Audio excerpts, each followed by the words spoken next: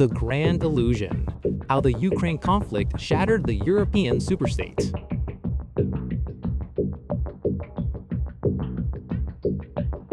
On February 24, 2022, Russia started what Western media has described as unprovoked, full-scale military invasion into its neighbor, Ukraine. For the vast majority of people, this alarming news came out of the blue, and the response of the free world was swift and unprecedentedly strong. Just hours after the invasion began, the US President Joe Biden delivered a televised address from the East Room of the White House, where he strongly condemned this premeditated attack. Over the first weekend, the US and its allies took steps that many analysts previously considered nuclear options against the Russian Federation, and he vowed that Putin will never know what hit him.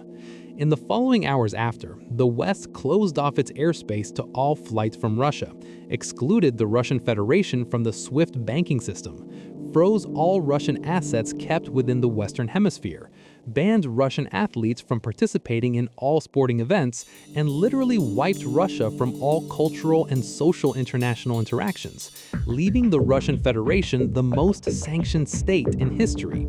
Western political leaders pledged to stand with Ukraine as long as necessary in her effort to push Russia back and achieve full military victory.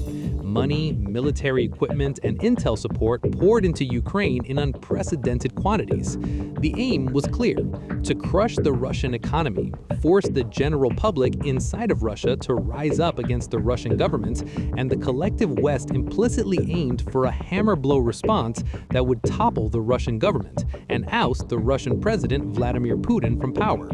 These actions did not produce the desired effects. Russia adapted, and as of this writing 4 years later, Russia continues its special military operation, with no signs of a weakened economy or general public discontent. Quite the contrary. As often, the official narrative about the cause of events are biased by some motives that are unclear and obscure to the public. Actions taken are driven by some factors that seem illogical and removed from public interests. Why this war? Why now? Why this unparalleled response and apparent hatred against all Russian? What is really going on? European leaders are adamant about defending Ukraine against Russian aggression, claiming that failure to stand with Ukraine as long as it takes would demonstrate weakness and invite further aggression and regional instability.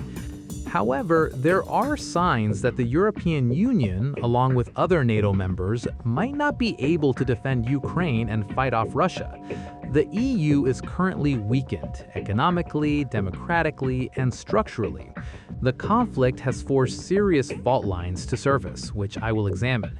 These critical revelations point to an internal structural malice that must be addressed, not only in order to support Ukraine, but even more so to save the European Union from a demise that has been brewing under the surface for a long time.